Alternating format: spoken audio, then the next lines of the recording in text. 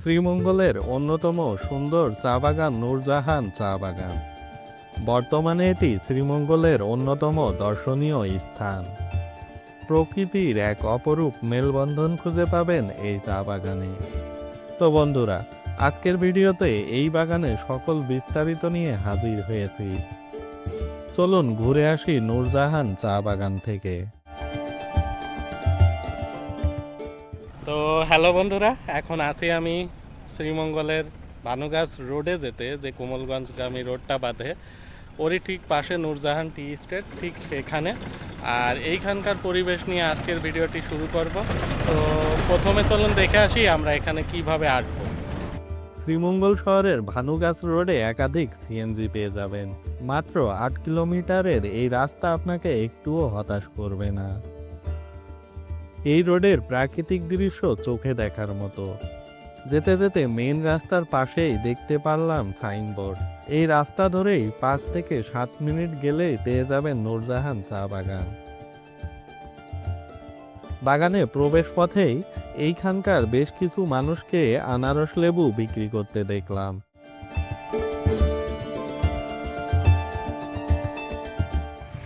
তো দর্শক, এই বাগানের ভিতরে যখন আসবেন আপনারা এই ধরনের আনারসগুলো পেয়ে যাবেন। ১০ থেকে ৩০ টাকা পর্যন্ত দাম উঠতে পারে। যদিও আমরা এটা কিনছি, কত নিয়েছে এটা? ১০ টাকা। আচ্ছা, এই আনারসটা 10 টাকা পিস, কেটে কুটে দিয়ে ওই যে সামনে আছে এরকম বাগানের মাঝে মাঝে এখানকার যে লোকজন আছে তারা এই আনারসগুলো বিক্রি করে থাকে। হাতে সময় থাকলে এই আনারসের স্বাদ নিতে পারেন। এক কথায় পয়সা উসুল। যাই হোক, মূল বাগানের আরো ভিতরে প্রবেশ করতে শুরু করি। চা শ্রমিকরা শেষ বিকেলে বাড়ি ফিরতে শুরু করেছে। তবে আরেকটু আগে আসলে হয়তো চা তোলার দৃশ্যটাও দেখতে পেতাম। শ্রীমঙ্গলের এক একটি চা বাগানের সৌন্দর্য যেন এক এক রকম। যেমনটা এখন আমি আছি নূরজাহান টি স্টেট, বিশাল পরিসরে গড়ে ওঠা এই চা বাগানের ভিতরে উঁচু নিচু টিলাগুলো তো আছে, এছাড়াও গাছ গাছালি ভরপুর। যেমন আমার পিছনে এখন দেখেন সব আছে বাঁশ বাগান আর চা বাগান, আর ঠিক পার ডে পর্যটক চলে যাচ্ছে। শুধুমাত্র এই প্রাকৃতিক সৌন্দর্য নিয়েই আসলে এখানে মানুষের ঘোরাঘুরি এবং পদচারণা। তো সাথেই থাকুন আর দেখতে থাকুন আজকের ব্লগটি। যতটুকু ঘুরছি এটা বলাই যায়, এই চা বাগানটি শ্রীমঙ্গলের অন্যতম বড় চা বাগান। শহরের কোলাহল ছেড়ে বুক ভরে নিঃশ্বাস নেওয়ার জন্য এটি একটি আদর্শতম স্থান।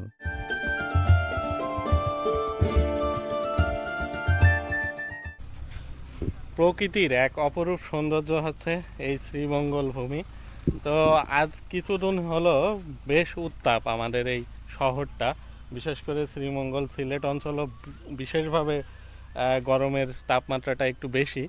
তবে এখন আমি যেখানে আছি এই যে সবুজ ভূমির ভিতরে, এখানে টেম্পারেচার অনেকটা কম এবং শীতল একটা পরশ আপনার শরীরকে নিমেষেই শান্ত করে দেবে।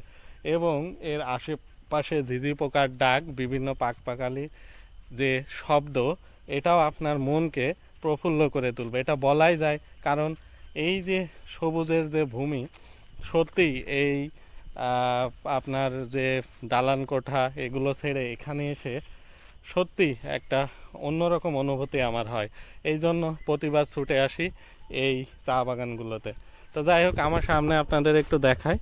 দেখুন, আমার সামনে পুরোটা কিন্তু চা বাগান। আর চা বাগান আর বড় বড় যে টিলাগুলো আছে এই সাইডে কিন্তু টিলার উপরে বাঁশ আছে, ছোট ছোট চিকন বাঁশগুলো, আর খুবই নির্জন এলাকা।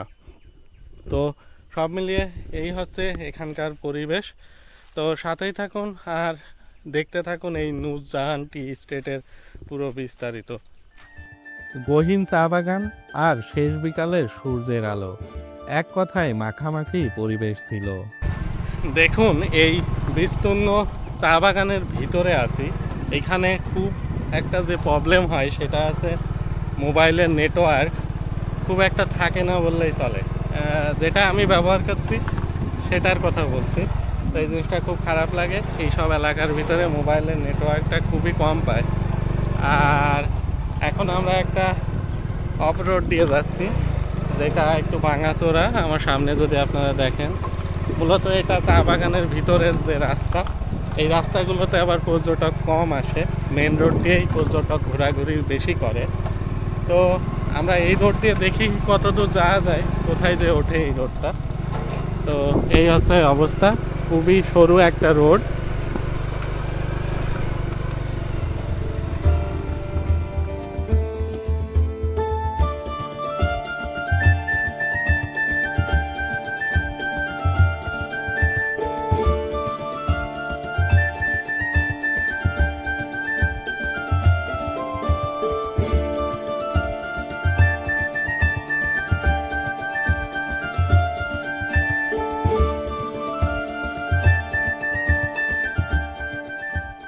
তো বন্ধুরা, এই বিস্তীর্ণ যে পাহাড়, এই পাহাড়ের ভিতরে কিন্তু একটা জিনিসের খুবই সংকট, সেটা হচ্ছে জলের সংকটটা অনেক বেশি।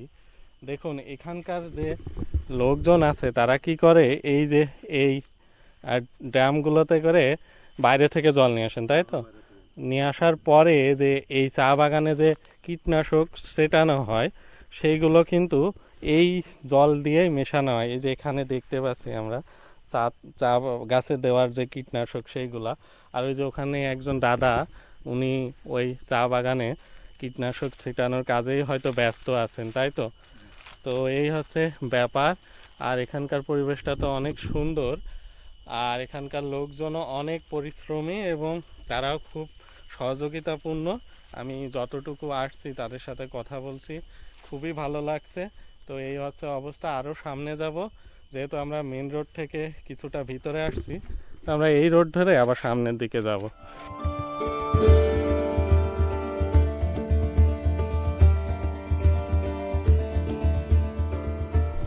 তো দর্শক, এই বাগানের ভিতরেই কিন্তু বলছিলাম যে বড় বড় যে বাঁশের বাগানগুলো আছে, এই বাঁশগুলো এই যে এখানে কাটা অবস্থায় আছে। এইগুলো কিন্তু আবার এই যে এখানে স্থানীয় যে বাজারগুলো আছে, শ্রীমঙ্গল বলেন, পাশাপাশি আশেপাশে যে বাজারগুলো আছে, সেখানে এইগুলো বিক্রি হয়। তো মোটামুটি এই ধরনের এক একটা আটি করা থাকে এই বাঁশের। এই এক আটিতে প্রায় 7-8টা করে 10টা করে বাঁশ থাকে। এইগুলো স্থানীয়ভাবে এখানকার বাজারে বিক্রি হয়। তবে এখানে তেমন কোনো লোকজন না থাকায় আসলে বাঁশের যে মূল্যটা এটা আমি বলতে পারছি না।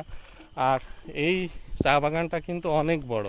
যারা নূরজাহান টি স্টেটে আসেনি তারা অবশ্যই আপনারা এখানে আসবেন এবং ঘুরে যাবেন। তো সাথে থাকুন, আরও সামনের দিকে যাই এবং আপনাদের পরিবেশটা দেখাতে থাকি।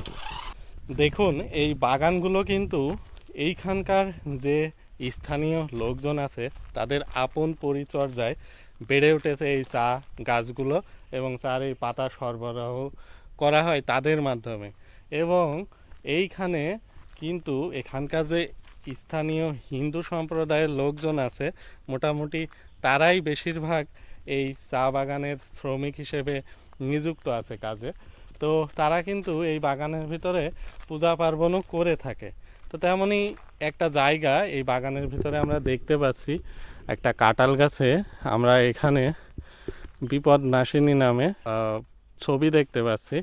আর ঠিক এখানে পূজা পার্বণ যে করা হয় তারও কিছু নমুনা এখানে কিন্তু আমরা দেখতে পাচ্ছি, ওই যে ওই সাইডে আপনারা যদি দেখেন। তো এই হচ্ছে মোটামুটি চা বাগানের অবস্থা।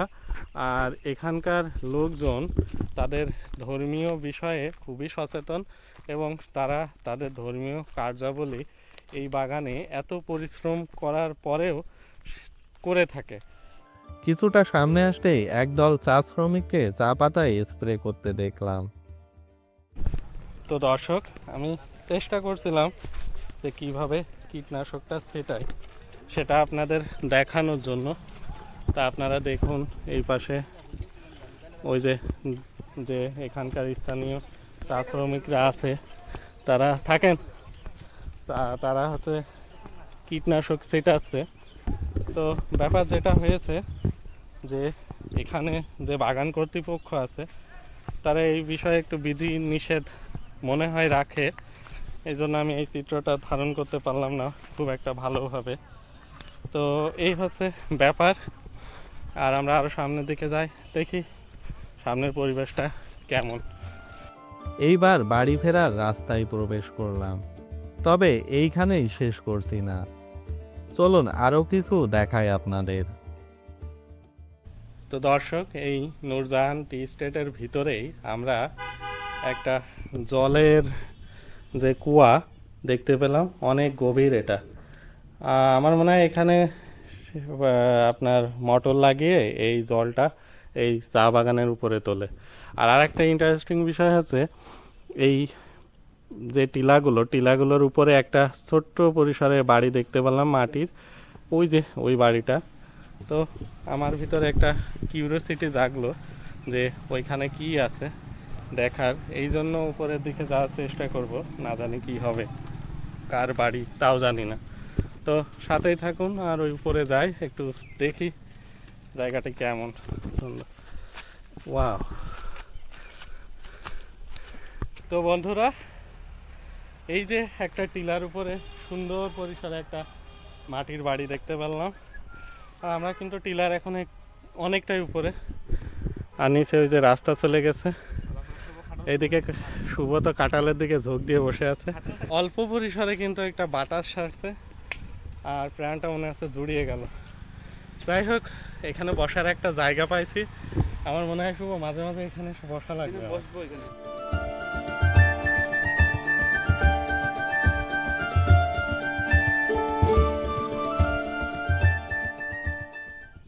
তো বন্ধুরা, এখন আছি আপনার নূরজাহান টি স্টেটের একটা সুন্দর লোকেশন। আমি যখন রাস্তা দিয়ে যাচ্ছিলাম, ওই রাস্তাটা হচ্ছে পাশেই, ওই রাস্তার ঠিক সাথেই হচ্ছে একটা উঁচু টিলার উপরে সুন্দর একটা মাটির ঘর, আর সেই ঘরের সাথেই রয়েছে একটা ছোট করে মাচা করা। আর এখানে বসে যে একটা প্রশান্তি পাচ্ছি বলার মতো না। সাথে একটা কাঁঠাল গাছ আছে আর একটা কাঁঠালও আছে। যাই হোক, মোটামুটি একটা খুবই সুন্দর একটা মোমেন্ট আপনাদের সাথে শেয়ার করছি। তো দর্শক, বেশ কিছুটা সময় এই যে যে মাচাটা করা রয়েছে এই টিলার উপরে, এখানে বসেছিলাম। খুব একটা সুন্দর সময় কাটালাম। বিশেষ করে এই যে কাঁঠাল গাছ, সাথে একটা কাঁঠাল আর এই মাচার কম্বিনেশনটা জাস্ট ওয়াও। আর পাশে একটা পরিত্যক্ত বাড়ি রয়েছে। আমার মনে হয় এই বাড়িতে কেউ থাকতো। তো মোটামুটি বেশ সুন্দর একটা মোমেন্ট ওখানে কাটালাম। বেশ কিছু ছবিও তুলছি, আর ওখানে ছবি তোলার জন্য কিন্তু পারফেক্ট একটা জায়গা। আর ওই পাশের বড় টিলাগুলো দেখা যায়। খাটলার উপরে বসে কিছু ছবি নিতে পারলে এক কথায় অস্থির হবে। তো যাই হোক, এই পর্যন্তই। আর সামনে ওই যে আমাদের গাড়ি আর রাস্তাটা, আর আমরা ছিলাম ওই যে ওখানে। তো দর্শক, আজকের ভিডিওটি এখানেই শেষ করছি। আর আপনাদের কাছ থেকে বিদায় নিচ্ছি নূরজাহান টি স্টেট থেকে, যেটা শ্রীমঙ্গল থেকে ভানুগাছ রোডগামী যে রাস্তা আছে, ওই রাস্তার পাশেই অবস্থিত। তো আপনারা এখানে আসবেন, খুব সুন্দর একটি জায়গা, যদিও এটা এই বাগান কর্তৃপক্ষ দ্বারা সংরক্ষিত। তো ভালো থাকবেন, সুস্থ থাকবেন, দেখা হচ্ছে নতুন কোনো ভিডিওতে। আর হ্যাঁ, যদি আমার চ্যানেলে নতুন হয়ে থাকেন তাহলে অবশ্যই আমার চ্যানেলটি সাবস্ক্রাইব করবেন এবং আমার পাশে থাকবেন। টাটা।